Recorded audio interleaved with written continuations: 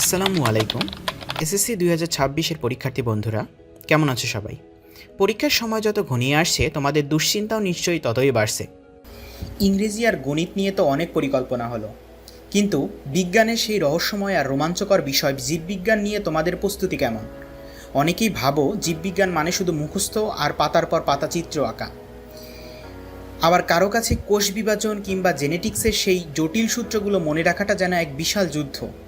কিন্তু বন্ধুরা, আজ আমি তোমাদের এমন এক জাদুকরী সলিউশন দিতে এসেছি যা ফলো করলে জীববিজ্ঞানের এই বিশাল সিলেবাস তোমাদের কাছে মনে হবে একদম পানির মতো সহজ। চিত্র আঁকার ভয় জয় করে কিভাবে সৃজনশীল এবং এমসিকিউতে পূর্ণ নম্বর নিশ্চিত করা যায় তার একটি পূর্ণাঙ্গ মাস্টার প্ল্যান নিয়ে আমি আজ তোমাদের সামনে হাজির হয়েছি। আপনারা জানেন, আমি দীর্ঘদিন ধরে একটা কোচিং সেন্টারের সঙ্গে যুক্ত আছি। আমাদের এখানে যারা পাঠদান করেন তারা শুধু শিক্ষক নন, আমাদের সাথে যুক্ত এমন অনেক অভিজ্ঞ শিক্ষক রয়েছেন যারা সরাসরি শিক্ষা বোর্ডগুলোর প্রশ্ন প্রণয়ন এবং উত্তরপত্র মূল্যায়নের সাথে সরাসরিভাবে যুক্ত।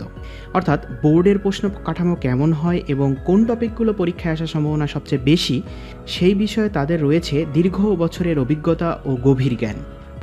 প্রতি বছরের মতো এবারও আমরা তাদের সরাসরি তত্ত্বাবধানে এবং পরামর্শে তৈরি করেছি এসএসসি 2026 জীববিজ্ঞান চূড়ান্ত সাজেশন। গত বছরগুলোতে আমাদের সাজেশন যেমন রেকর্ড পরিমাণ প্রশ্ন কমন পড়েছিল, ইনশাআল্লাহ অভিজ্ঞ শিক্ষকের এই বিশেষ গাইডলাইনের কারণে আমরা এবারও শতভাগ আশাবাদী যে পরীক্ষায় তোমরা 100% কমন পাবে। তারপরে যেটা রয়েছে 2026 সালের বায়োলজি সাজেশন।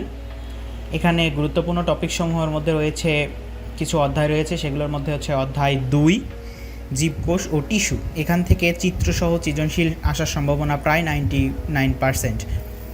তারপরে যেটা রয়েছে সেটা হচ্ছে অধ্যায় 4 জীবনী শক্তি। এখান থেকে হচ্ছে সালোক সংশ্লেষণ ও শ্বসন প্রক্রিয়া খুবই গুরুত্বপূর্ণ। তারপরে অধ্যায় 11 জীবের প্রজনন, পরাগায়ন এবং ভ্রূণের বিকাশ, এখান থেকে আসবে। তারপরে যেটা রয়েছে সেটা হচ্ছে অধ্যায় 12 জীবের বংশগতি ও বিবর্তন, ডিএনএ, আরএনএ এবং মেন্ডেলের সূত্র। স্টার ক্যাটাগরি 2-এর মাঝারি গুরুত্বপূর্ণ কিছু অধ্যায় রয়েছে, সেগুলো হচ্ছে অধ্যায় 5 খাদ্য, পুষ্টি ও পরিপাকতন্ত্রের চিত্র ও এনজাইমের কাজ। অধ্যায় 6 জীবের পরিবহন। এখান থেকে আসবে হচ্ছে হৃৎপিণ্ডের গঠন ও রক্ত সঞ্চালন। অধ্যায় 8 রেচন প্রক্রিয়া। এখান থেকে যেটা আসবে সেটা হচ্ছে নেফ্রনের গঠন ও কাজ, নেফ্রনের চিত্রসহ আসবে। নেফ্রনের গঠন চিত্র আঁকাইতে হবে এবং সেটার বিশ্লেষণ করতে হবে। তারপরে যেটা রয়েছে সেটা হচ্ছে সৃজনশীল প্রশ্নের জন্য বিশেষ কিছু টপিক রয়েছে, সেগুলো হচ্ছে উদ্ভিদ ও পানিকোষের পার্থক্য, মাইটোকন্ড্রিয়া, প্লাস্টিড ও নিউক্লিয়াসের চিত্রসহ গঠন আসবে। সালোক সংশ্লেষণের মধ্যে আলোক পর্যায় ও অন্ধকার পর্যায় অর্থাৎ C3 ও C4 চক্রের প্রাথমিক ধারণা। হৃৎপিণ্ডের রক্ত সঞ্চালন, চিত্রসহ রক্ত প্রবাহের পথ বর্ণনা করতে হবে। তারপরে যেটা রয়েছে সেটা হচ্ছে নেফ্রন ও ডায়ালাইসিস, নেফ্রনের চিহ্নিত চিত্র এবং বৃক্ক বিকল হলে তার প্রতিকার কী, এটা আসবে। DNA replication.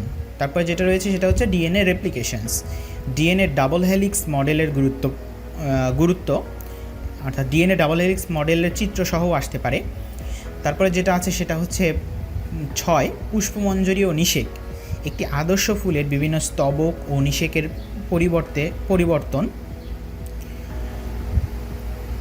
একটি নিষেকের পরবর্তী পরিবর্তন কি, এটা চিত্রসহ আসবে। অর্থাৎ বায়োলজিতে ম্যাক্সিমামই চিত্রসহ আসে। আর যেটা মোস্ট ইম্পর্টেন্ট সেটা হচ্ছে blood flow through the heart.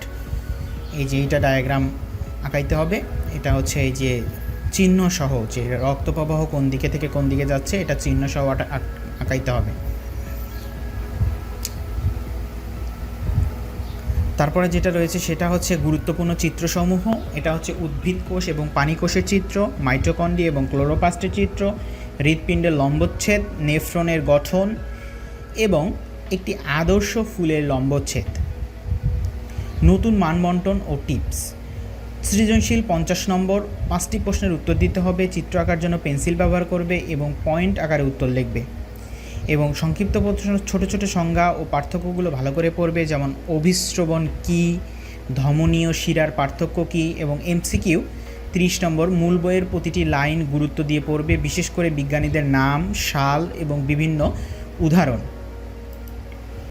এখন প্রশ্ন হলো, এই স্পেশাল সাজেশনটি তোমরা কোথায় পাবে? আমাদের এই চূড়ান্ত সাজেশন সম্পূর্ণ পিডিএফ বিস্তারিত তথ্য তোমরা পেয়ে যাবে আমাদের অফিসিয়াল ওয়েবসাইটে। তোমাদের সুবিধার্থে ওয়েবসাইট লিঙ্ক আমি এই ভিডিওর ডেসক্রিপশন বক্সে দিয়ে দিচ্ছি। দেরি না করে এখনই ডেসক্রিপশন বক্সের লিঙ্কে ক্লিক করো এবং সাজেশনটি দেখে নাও। পরীক্ষার প্রস্তুতিতে এক ধাপ এগিয়ে থাকো। সবার জন্য অনেক অনেক শুভকামনা রইল। ভিডিওটি ভালো লাগলে বন্ধুদের সাথে শেয়ার করো যেন তারাও এই সুযোগটি কাজে লাগাতে পারে। ধন্যবাদ। আল্লাহ হাফেজ।